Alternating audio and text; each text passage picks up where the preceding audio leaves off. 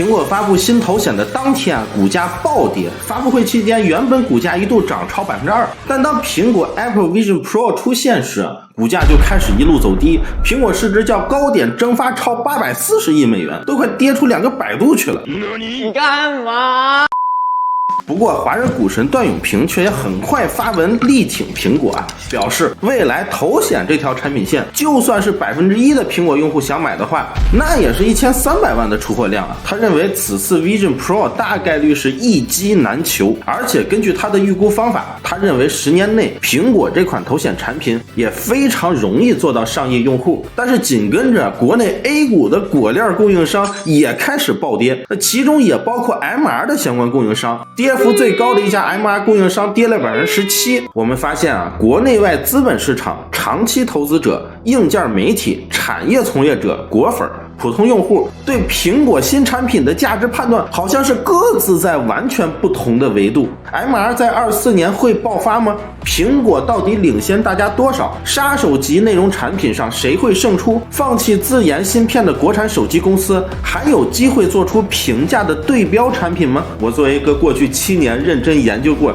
10几款头显的用户从非从业者的角度评价一下这个产品为什么割裂吧。这期视频我也会通过目前在各个渠道获取的信息，对产业关键节点做一些预测。那首先说一下苹果当天为什么下跌那虽然 Vision Pro 够惊艳，基本也能算东半球加西半球第一好用的头显，但是苹果大概率没有完成之前对资本市场的一些承诺。其实哪怕是国内券商在发布会之前就已经把 MR 方向的供应商调研得清清楚楚了。在从业者圈子里有消息表示，国内某供应商一条量产线可以保证月产7万台 Vision Pro， 组装良率 97%， 确实不高，但最多能铺20条产线。苹果在发布会前15天依旧没有跟供应商确认首批量产的台数，供应商先评估是下半年量产42万。当然国外资本市场的信息维度肯定就更多了，所以在发布会前大家已经按照心目中的价值提前下了不少注。但是发布会上谜底揭开，苹果还是把 Vision Pro 的发售时间放到了明年，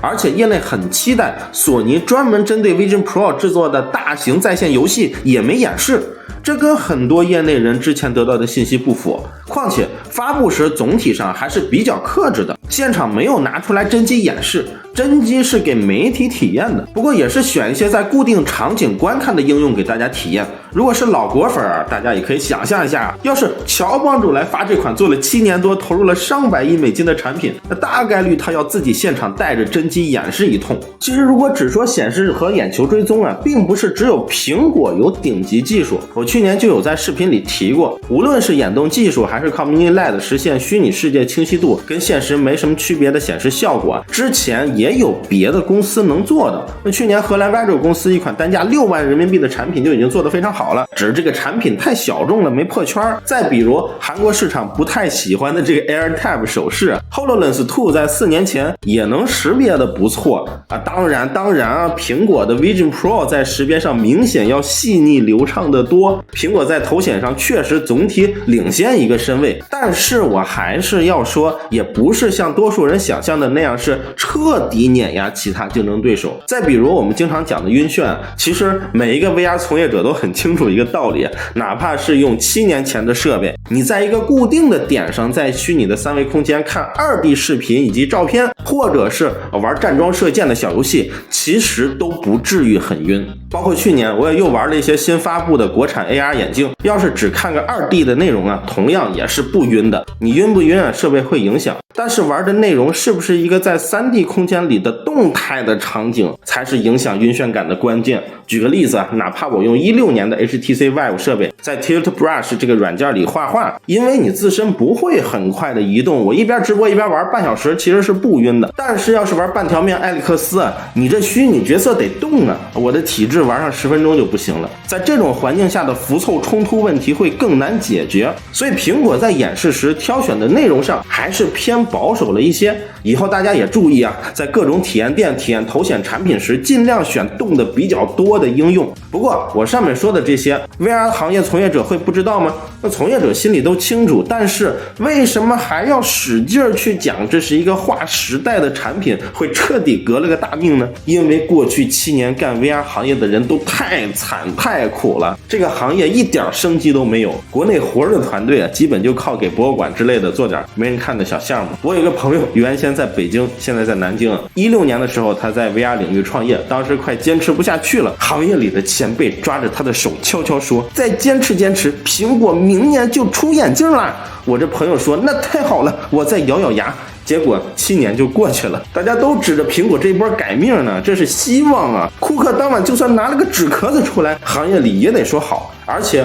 我认为甚至不止 VR 行业，整个移动互联网行业也都会有点这种心态。很多人没意识到啊，全球手机出货量已经连续5年下跌了，消费者不换手机了，换机周期非常长。Counterpoint 公司甚至预测，今年中国消费者换机周期会到40个月以上，也就是大多数国人一个手机要用到接近4年。那今年 Q1 苹果营收同比下滑 5%， 净利润同比下滑 13%。手机这一代计算平台的技术进步确实是到了天花板了，真的没什么大突破了，整不出活来了，没有活整，光裁员谁受得了？手机市场是真变天了。拿我自己来说，过去2年我是一个手机推广都没接到啊，尤其是小米，我的 UP 主生涯中啊就没接过小米一个活。作为一个 China Mi fans， 小米直播我还经常给他们刷礼物，希望引起他们的注意。有那么一次，相信很多粉丝也记得，小米直播时我给打赏，然后发现有人跟我抢榜1，我看叫什么9号，我就跟他 PK， 过了个把小时我才意识到9号本身是人家小米生态链的公司，那会儿人家刚改名我还不知道。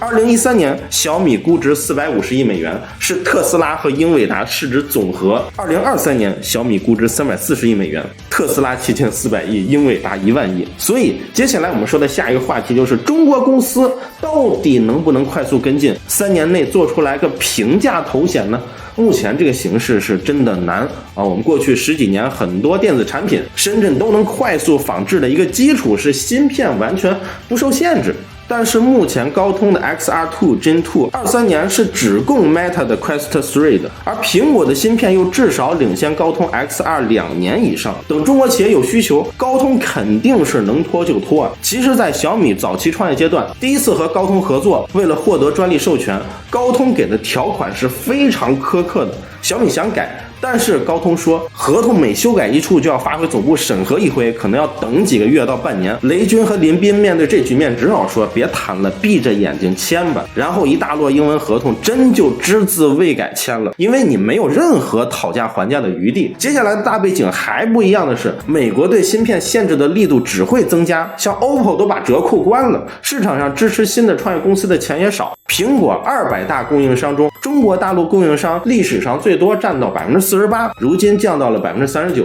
所以从数据上看，未来果链企业会不会减少也是个问题。前几天红杉资本宣布3大区域要在2024年3月前完成分拆，意味着一部分美国人的钱尽量不用于提升中国新兴科技企业的实力。所以很多网友说中国会快速把 MR 的价格打下来。综合以上有挑战，因为环境在变，我们无法用10年前手机市场经验来预测头显市场的赶超。接下来再说一下内容，其实客观的说，现在头显内容还处于很初期，不完备。大家有没有想过，既然都用了可以进入新的3维世界的工具了，那何必还要在那边看一个个2D 的屏幕呢？虽然这些屏幕可以更大，甚至是漂浮在空中，但是这毕竟是一种旧的媒介形式，因为哪怕再给3年时间培养做沉浸3维交互内容的人才还是太少了，而且很花钱。以往的 VR 影视作品都是做个2-3分钟，曾经的行业领头羊是 Oculus 的 Story Studio， 做了很多经典的作品，我都挺喜欢的。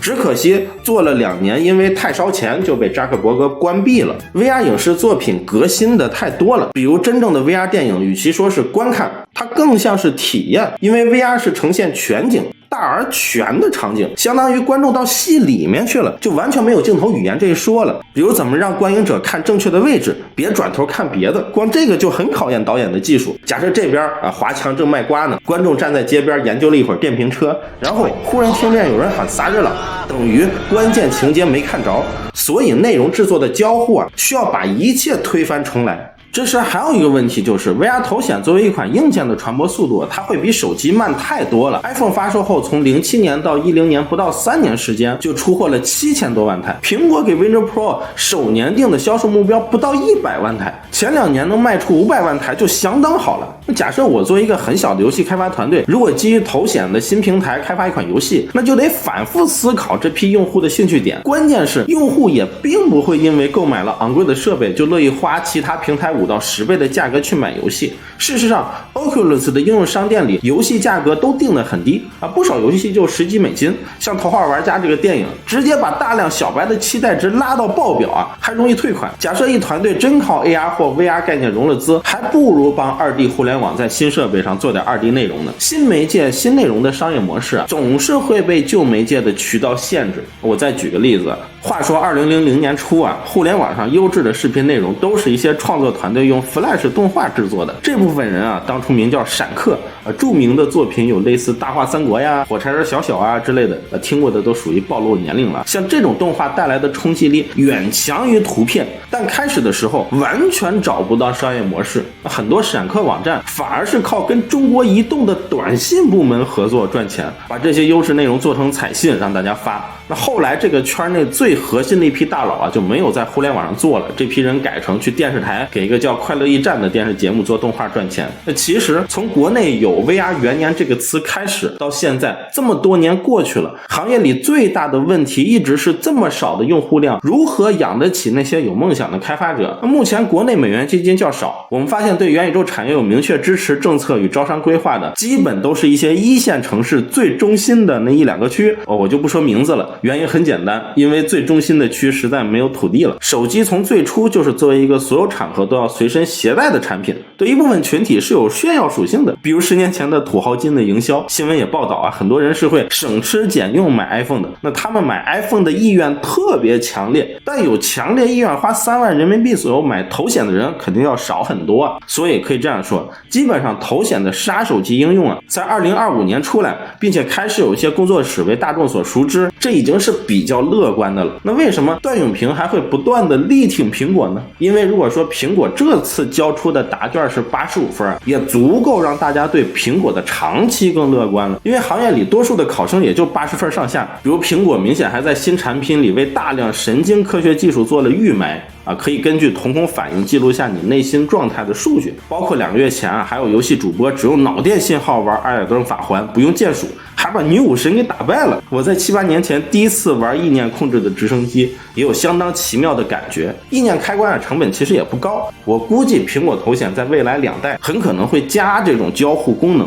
另外苹果跟诺基亚败北不一样的是现金流储备，现在的苹果的现金足够让这个企业哪怕是犯2次诺基亚式的错误，仍能保持巨大的影响力。如果未来2代苹果头显升级顺利增加了更多脑控功能，所以其实我担心的是，如果 AR VR 时代的寡头比手机时代更少，这究竟是好事还是坏事？我们知道苹果的产品理念一直是打造高度控制的封闭产品环境，头显内容的共情属性沉浸感都10倍100倍于2D 互联网。未来的 VR 直播间与算法推送结合的社会又会是什么样的社会呢？会更平等吗？届时的信息分层是不是会更加严重呢？欢迎在评论区发表你的看法，也欢迎大家关注 AI 剁手这个账号未来 AI 剁手账号也会更新一些新技术新商业的视频。我是大蜡主，我们下次再见。